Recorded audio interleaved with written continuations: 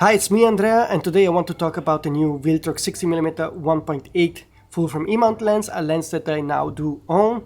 And you know me as writer on sonyoffrumors.com. I'm writing there since 2008, so it's 15 years.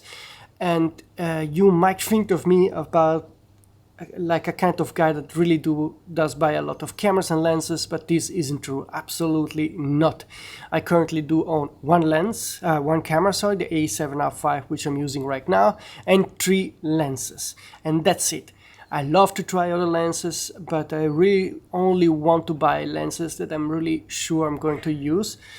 And also, I do often traveling and hiking, so I cannot afford to carry a ton of lenses anyway, so I'm forced to really choose wisely the lenses I'm going to use. The one most used lens that I have is a Viltrox 40mm 1.2. It's a manual focusing lens. I was never a fan of the 50mm standard primes, and the 40mm really makes a difference because it forces me to go closer to the subject and I can create more interesting images. Then I have the Tamron 28 to 200mm lens, the one lens I use for my private hiking tours and mountain biking tours, super light, optically very good, still 2.8 wide open, 200mm, which is super useful on the mountain, so I'm really loving it. The third lens I did own was the Laowa 50mm 2.0, which is the lens I'm currently using to record this video. I use it mainly for 2 reasons. For vlogging, of course, because I think 50mm is nice for vlogging, and the second reason is I love it for street photography. When I'm here in Antwerp, I tend to use the 50mm quite a lot. I can create some kind of photography that is really interesting. But I wanted to have a success of this lens for a couple of reasons. The Laowa is quite outdated. I think most 50mm or 14, 15, 16, 80mm lenses in this range are now optically better than this Laowa, and this Laowa also has manual focusing only, and I am a manual focus shooter, so like on the Voigtlander I love to use manual focusing, but when you do vlogging it's really nice to have autofocus. And otherwise it happened that I had to shoot my video again because the focus wasn't really perfectly nailed, while with the Viltrox I can really be sure that the focus is there.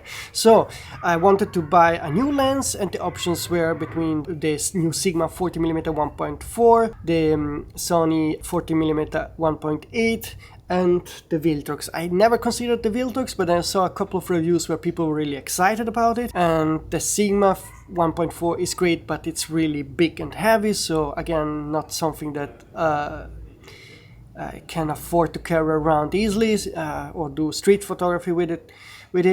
The Sony is super expensive, and so I was really close to get this one, but then reviewers told me try the Viltrox because it's nearly as good as the Sony, if not better in some aspects, for a third of the price. So here is the Viltrox. The first impression of the lens was really good, except of the LCD screen. I don't like this gimmick. I'm sure it's useful for some of you. Every time it turns on, it just distracts me. And sometimes also it doesn't turn on. That's probably the only fault of the lens. Sometimes I have to take it off the mount from the camera and then remount it. Then it gets connected. When you have it in your hand, it's not a disappointment. It really feels great. And I did take a couple of shots here in Antwerp. The focus is super fast, also not noisy, not distracting. It's really fast enough for what I'm doing. And the image quality is really great. So optically it's very good. I have nothing to complain.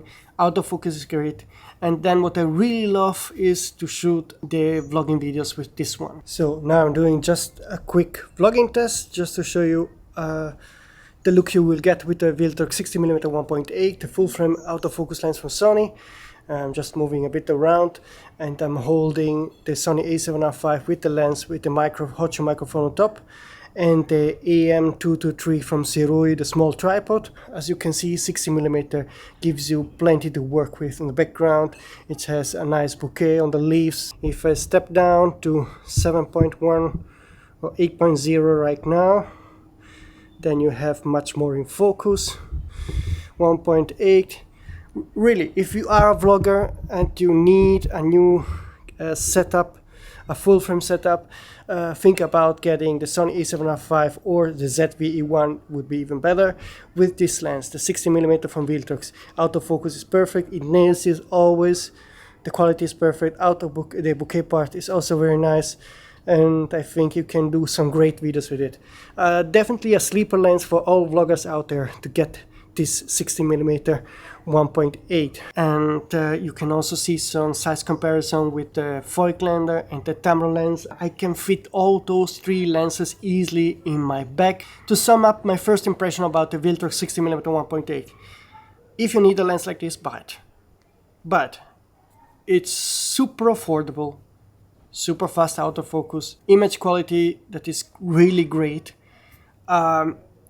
It takes filter, which is also something that is very important, because the Sigma and Sony take rear filters, but you know they are costly. Then it's also, you have to always take the lens off and change the filter, while here you can use a simple front filter, and you can also protect the front glass element, something that's very important for me because I'm really dirty photographer. I'm really going places where I have to throw stuff back and then take it out and then run and then go and hike, whatever. So having also a protective element on the lens is a must. I have it on all my other lenses, still don't have it on the Viltrox. I have to buy it, but that was also a reason why I went for the Viltrox. So I'm not being paid by anyone. I put some affiliate link on below the video, but I'm really honest when I'm telling you you have to buy this lens.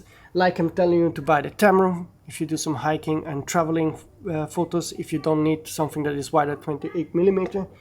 And the Voigtlander 40mm 1.2, I love it, but it's really a niche lens. So try it out, but it's something you really have to be a certain kind of photographer to use that kind of lens.